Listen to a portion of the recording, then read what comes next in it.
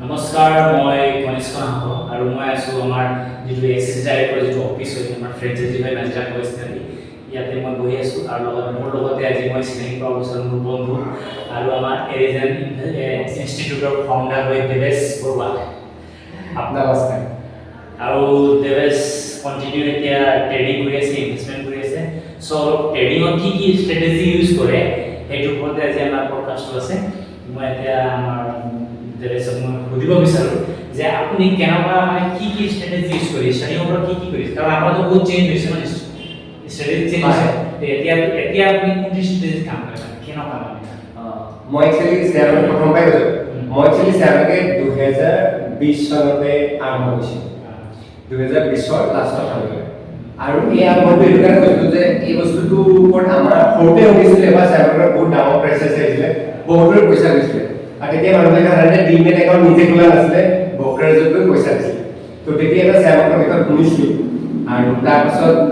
লাহে যেতিয়া মোবাইল আহিলে তেতিয়া তাৰ পৰা অলপ এৱাৰনেছ হৈ শ্বেয়াৰ মাৰ্কেট আৰম্ভ কৰিলোঁ। তো শ্বেয়াৰ মাৰ্কেটত মই প্ৰথম শিকিছিলোঁ জাষ্ট, আৰু যদি কয় মোৰ প্ৰথম কেইটকা শিকিছিলোঁ,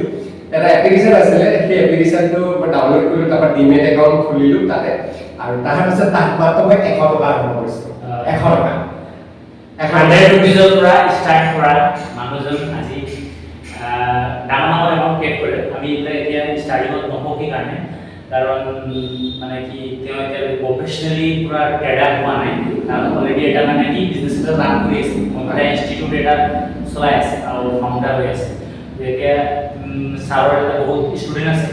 বহুতে ইনফ্লুৱেঞ্চ হ'ব যে ছাৰে আমাৰ ট্ৰেডিং কৰিছে আমি কেলৈ কৰি থাকিম এনেকুৱা হ'ব পাৰে। তো সেইটো কাৰণে ছাৰৰ ডিছকাছ কৰিছোঁ আৰু ছাৰৰ কৈছে আমাক ছাৰে কৈছে যে কমপ্লিট ইনফৰমেশ্যন আমি শ্বেয়াৰ কৰোঁ, জাষ্ট অলপ ষ্ট্ৰেটেজি শ্বেয়াৰ কৰিব। তো এতিয়া অপশ্যনত আপুনি ট্ৰেড কৰি আছে মানে ষ্টকত কৰিছে নে ইণ্ডেক্স? ফাৰ্ষ্ট অফ অল মই 2020 চনৰ লাষ্টত যেতিয়া মই ট্ৰেডিং আৰম্ভ কৰিছোঁ, মই প্ৰথম হোল্ডিং কৰিছিলোঁ। তো এই 100 টকাৰ একত 6 মাহ কৰিছোঁ, 6 মাহ তাৰে পেনি শ্বেয়াৰ লৈছোঁ দেই। মই আপোনালোকক পেনি শ্বেয়াৰ ল'লে মই একদমেই নকওঁ কেতিয়াও, কিন্তু মই 100 টকা টেষ্টিং কৰিব লাগে যে মই দুটকীয়া শ্বেয়াৰ লৈছোঁ। তাৰে দুটকীয়া শ্বেয়াৰৰ কথা যদি কওঁ আপোনালোকক, মই দুটকীয়া শ্বেয়াৰ এই প্ৰথম 6 মাহত কেইটামান শ্বেয়াৰ একদম ব্লক হৈ গ'ল, নাই বিকিব পাৰিব নাই কিনিব পাৰিব, সেইটো লক হৈ গ'ল, মানে সেইটো টোটেল ডিষ্ট্ৰয় হ'ল। আৰু কেইটামান শ্বেয়াৰে 1 টকাৰ পৰা 4 টকা কৰি, কিছুমান 4 টকীয়া শ্বেয়াৰ আছিলে 8 টকা কৰি, ঠিক আছে। তেতিয়া মই আকৌ তাতে এটা চাই আহিলোঁ, 6 মাহৰ পাছত মই তেতিয়া বেছি পইচা নাই লগা, তাৰ বাহিৰত লগাইছোঁ 200 টকা লগাইছোঁ, হ'ব 200 টকা লগাইছোঁ। তো শিকি আছোঁ ন, তাৰপিছত তেতিয়া সেই 200 টকাটো মই সেই যিকেইটা উইন শ্বেয়াৰ আছিলে তাত লগাই দিলোঁ, সেইকেইটা মোৰ লাভ ভাল আছিলে চাগে। তো 8 টকা যিটো কিছুমান 4 টকীয়া শ্বেয়াৰ 8 টকা হ'লে 8 টকা শ্বেয়াৰটো গৈ হেৰি টকা আছিলে 150 টকা আছিলে। বহুত মানে বহুত ডাঙৰ এটা এস্টিমেট। মোৰ সেই 300 টকা কেপিটেলৰ পৰা মই প্ৰায় 1300 টকা পাইছিলোঁ, আৰু সেই পইচাটো ঘপককৈ পোৱা নাছিলোঁ। তাৰপিছত আৰু 1 বছৰ পাছত পাইছিলোঁ, মানে 1 বছৰ নাই হোৱা, 1 বছৰ 8 মাহ মানত, মানে প্ৰথম 6 মাহত মই অলপ পইচা লুজ হৈ গ'ল 100 টকা, মানে কেইটামান শ্বেয়াৰ লক হ'ল, আৰু যিকেইটা প্ৰফিটেবল শ্বেয়াৰ আছিলে সেইকেইটা লগাইছিলোঁ, আৰু সেই শ্বেয়াৰকেইটা বহুতেই বেছি প্ৰফিট কৰি, মানে মোৰ অভাৰঅল কেপিটেল 300 টকা কেপিটেলটো 1300 টকা কৰি দিলোঁ। এতিয়া 300 টকাৰ কেপিটেলটো যদি 1300 টকা হৈছে, তো 3 লাখটো কিমান হ'ব? 13 লাখ। তো তেনেকুৱা মানে কি কনফিডেন্সটো লাহে লাহে বাঢ়িব লাগে, লাহে লাহে। তো এতিয়া ছাৰৰ ষ্ট্ৰেটেজিত মই বুজি পালোঁ, ষ্টাৰ্টিঙত সদায় সৰু পৰা কৰিব। হয়, সেইটো মই বুজি পালোঁ এতিয়া আপুনি যিটো কৈছে, মানে সদায় সৰু পৰা কৰিব লাগে। আৰু এতিয়া ছাৰ এতিয়া ডাইৰেক্ট মানে ডাইৰেক্ট এটা মই ট্ৰেডিঙৰ কুৱেশ্যন এটা ইণ্ডেক্স যিমান আছে আমাৰ যেনেকুৱা বেংক নিফটি, ফিন নিফটি, মিডিকেপ আছে, চেনচেক্স আছে, আপুনি কোনটো ইণ্ডেক্সত কৰি ভাল পায়? মই নিফটিত কৰোঁ। নিফটি 50, য'ত মানে 50টা কোম্পানী থাকে, আমাৰ ইণ্ডিয়াৰ টপ 50টা কোম্পানী, তাত চাৰে ট্ৰেডিং লৈ ভাল পায়। আৰু ট্ৰেডিং লৈ ভাল পালে আপুনি কোনটো মানে কেটাগৰী কৰে? অপশ্যন সেলাৰ যে বায়াৰ? অপশ্যন বায়াৰ, কাৰণ আকৌ মই ট্ৰেডিঙৰ কথা কৈছোঁ। একচুৱেলি মই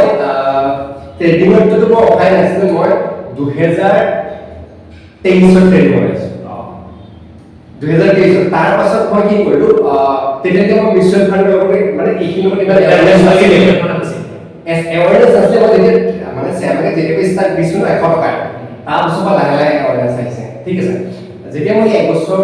1.5 বছৰ ভিতৰত যিটো ছাকচেছ হৈ গ'ল মই দেখিলোঁ যে পইচা বনে ওলায় আমাৰ পইচা বনে তো তেতিয়া মই লাহেকৈ নিজৰ এৱাৰনেছ কৰি আৰু মিউচুৱেল ফাণ্ড খুলিলোঁ মানুহৰ মিউচুৱেল ফাণ্ড বহুত লাগে কিন্তু মই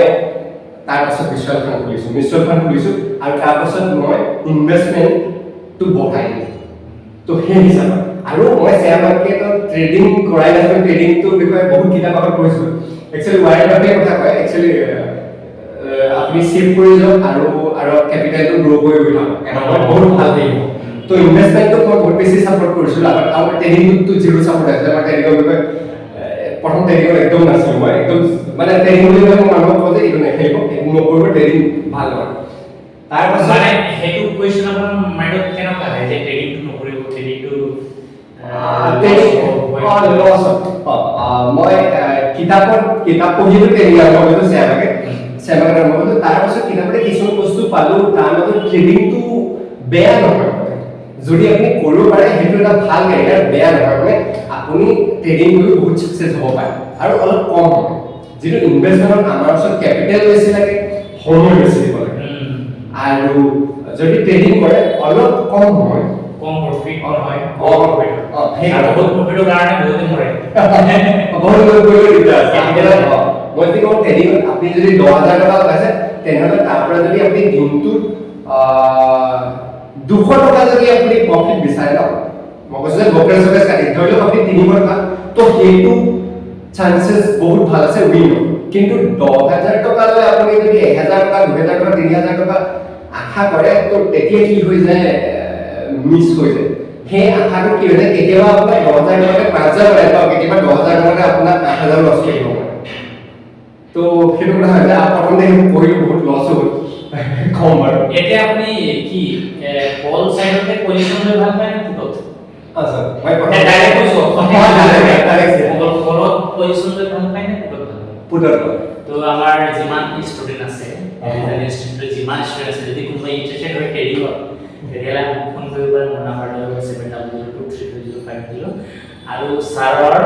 মানে ইন্টাৰেষ্ট আছে পুটত ছাৰে এতিয়া পুটটো কেনেকৈ চেলেক্ট কৰিছে মই সুধিব বিচাৰিছোঁ জানিব বিচাৰিছোঁ সৰ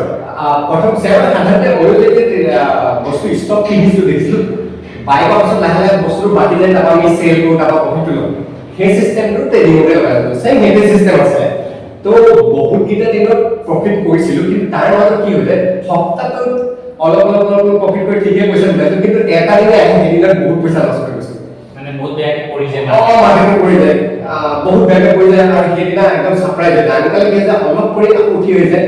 আৰ তলত আৰু বাইৰে অকল পড়লে তাৰপিছত উঠিহে ঠিক ঠাক পঢ়িল মানে আপুনি এভাৰেজ কৰিছিল আপুনি মানে পুটত পজিশন লোৱা বা আগত ফুড সেক্টৰটো পছন্দ কৰাৰ কাৰণ এইবিলাক কাৰণটো কি হৈছে সব যেতিয়া আমি কনসেপ্ট বা সাধাৰণতে যেতিয়া বাঢ়ে লাহে লাহেকে বাঢ়ে আপোনালোকে চাব লাগে এতিয়া আপোনালোক ভালকে মন দিব মানে আমাৰ দেশে কি কাৰণে কল নকৰে কল যেতিয়া বাঢ়ে লাহে লাহে বাঢ়ে আৰু যেতিয়া কৰে পঢ়িলে ধাৰাবাহিকভাৱে পঢ়ে মানে পুটত খালি এটা খেয়াল থাকিব লাগিব আপুনি লছটো প্ৰফিটটো পটকে বুক কৰিব লাগিব কাৰণ সাতকে আপোনাৰ তললৈ আহিব আপুনি আকৌ উঠিও যায় সেই হিচাপত ৰিকভাৰ অলপ দিয়ে তো আপুনি মানে যিটো আপুনি মানে প্ৰাইচত আপুনি বাইক যিটো চেল দিলে বাইক সেই বস্তুটো ঠিক হ'ব লাগে মানে মানে আজিৰ দিনত এতিয়া আজি হৈ 27 আগষ্ট ঠিক আছে তো আজি 25,000 ক্ৰছ কৰিছে মানে ওপৰত আছে নিফটি আছে ওপৰত এতিয়া যদি আপোনাৰ নিচিনা ফুল বায়াৰ সব বিচাৰে কোনোবা তো কোনটো ষ্ট্ৰাইক প্ৰাইচ পজিশনলৈ সেই পুটত প্ৰফিট হ'ব আচ্ছা মই আপোনালোকক আউটডাউন যাবলৈ ন আউটডাউন যোৱা মানে আপুনি এনে অপচন মানে আপুনি সুইচাইড কৰা নিচিনা হয় এইটো বেয়া হ'ব কথাটো ক'লে বেলেগ ধৰণৰ লাগে বহুত ৰিস্ক হয় পইচাটো মেক্সিমাম যোৱাৰে চান্সেছ থাকে কাৰণ যেতিয়াবা অপচনটো ষ্টাৰ্ট হয় তাৰ পৰা সাধাৰণতে পইচাটো ডাউনেই হয় আপোনাৰ মাৰ্কেট থিটা ডেল্টা বহুত কথা থাকে কাৰোবাৰ কাৰণে থিটাটো প্লাছ পইণ্ট কাৰোবাৰ কাৰণে ডেল্টাটো প্লাছ পইণ্ট সেইবিলাক আমি নেক্সট যেতিয়া আমি পডকাষ্ট আৰু বনাম তেতিয়া সেইবিলাকৰ ইনফৰমেশ্যন আমি ডিটেইলছত দিবলৈ ট্ৰাই কৰিম মই আপোনাক বহুত কুৱেশ্যন কৰিম এতিয়া আমাৰ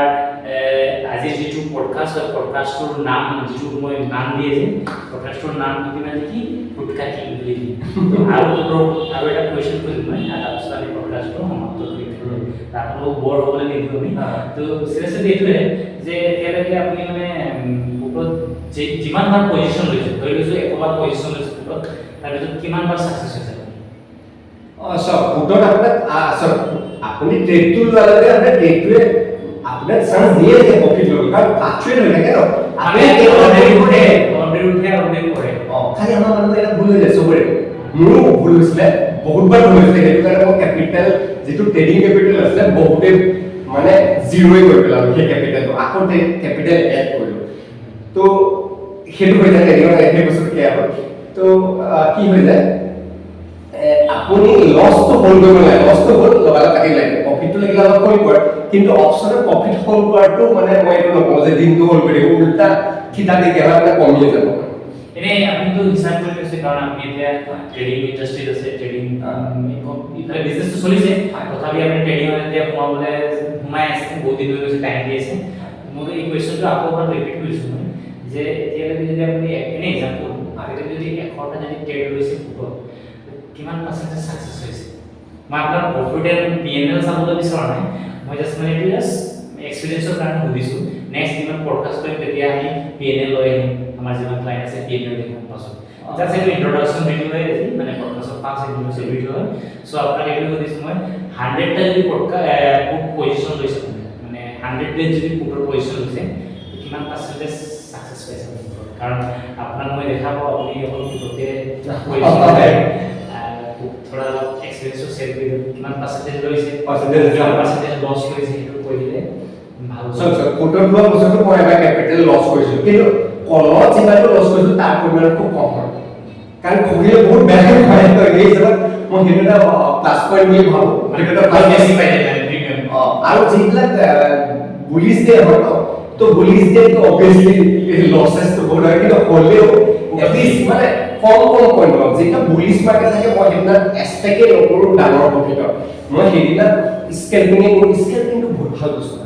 মই স্কেলপিঙত মই কেইবাবাৰ ট্ৰাই কৰিছোঁ এদিনটোতো মই প্ৰায় 16টা ট্ৰেড কৰিছোঁ 16টা ট্ৰেডত 15টা ট্ৰেডে ছাকচেছ মানে সেইটো চাবলৈ আমি 90% বা 99% ধৰি লওঁ কিন্তু মই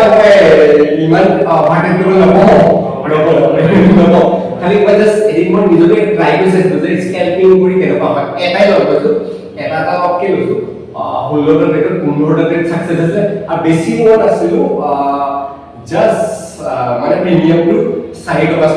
মানে 100 টকাকে প্ৰফিট কৰিছোঁ মানে এতিয়া মই যদি ইয়াতে যদি কুৱেশ্যন ওলাইছে যদি মোৰ মনত আহিছে কি আপুনি কি ভাবে স্কেলপিঙত ছাকচেছ ৰেচিটো বেছি স্কেলপিঙত ছাকচেছ ৰেচিটো বেছি আৰু যদি স্কেলপিঙত লছেছ হোৱা বহুত ডাঙৰ চান্স থাকে কেলে তো স্কেলপিঙত আমি সাধাৰণতে বছ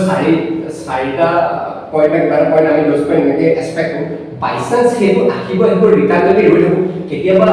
20 পইণ্ট 30 পইণ্ট গুচি যায় ন তেতিয়া বহুত ডাঙৰ লছ হৈ যায় মাহটোত যিমান ঘটিব একেদিনাই গুচি যাব গতিকে স্কেলপিঙতো বহুত মানে কেয়াৰফুল হ'ব লাগে ষ্টপ লছটো লাগে একচুৱেলি আমি এটা কথা কৈ লৈছোঁ যদি ভাবোঁ যে অকল ট্ৰেডিঙতে ষ্টপ লছ কৰি যাওঁ না জীৱনত সেইটো এটা মই বহুত ডাঙৰ শিক্ষা পালোঁ আমি যেতিয়া হোল্ডিং কৰোঁ তাত ষ্টপ লছ এইটো এটা বহুতে গম পায় সাধাৰণতে হোল্ডিংটো ষ্টপ লছৰ প্ৰয়োজন আছে আপুনি শ্বেয়াৰটো ইমান টকা কিনিছে ধৰি ল'লেও আপুনি এটা শ্বেয়াৰ কিনিছে 100 টকা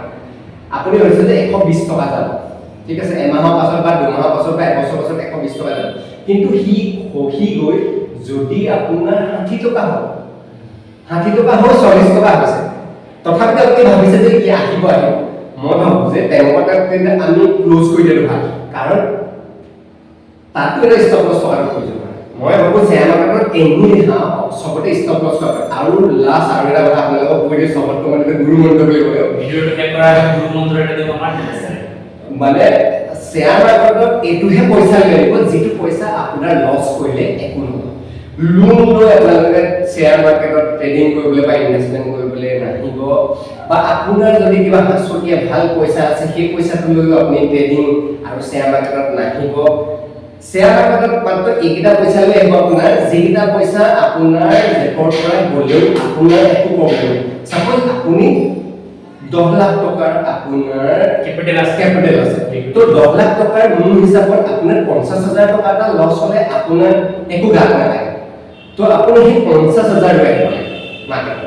সেই 50,000 লৈ আপোনাৰ জিৰ' হোৱা চান্স আছে 80% আৰু সেই 50,000 টো 1 লাখ হোৱাও চান্সেছ আছে আপোনাৰ 80% গতিকে আপুনি প্ৰফিটেবিলিটি বহুত আছে আৰু তেনেকৈ লছেছটো আছে গতিকে আপোনাৰ চেম আমাৰ এইটোৱে পইচা লাগিব যিটোৱে আপোনাৰ গাত নালাগে আৰু প্ৰফিট মানে আপুনি এনেকুৱা ক'ব বিচাৰিছে আমাৰ যিবিলাক ভিউৱাৰ্ছ ক্লাইণ্ট আছে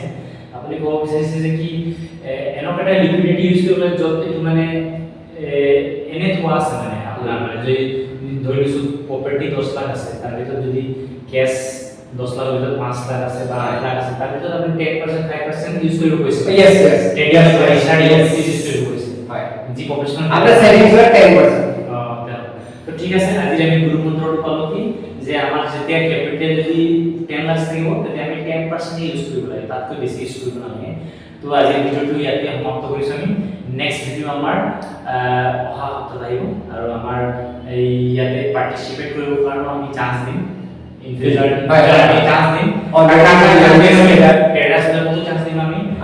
আৰু ইনভেস্টৰবিলাকো চান্স দিম আমি তাৰপিছত নেক্সট ভিডিও আহিব আমাৰ স্কেলপিঙৰ ওপৰত আৰু স্কেলপিঙৰ ডিটেইলছত মানে কি বুলি কয় অপাৰেশ্যন কৰিব মানে পোষ্টমৰ্টম কৰিব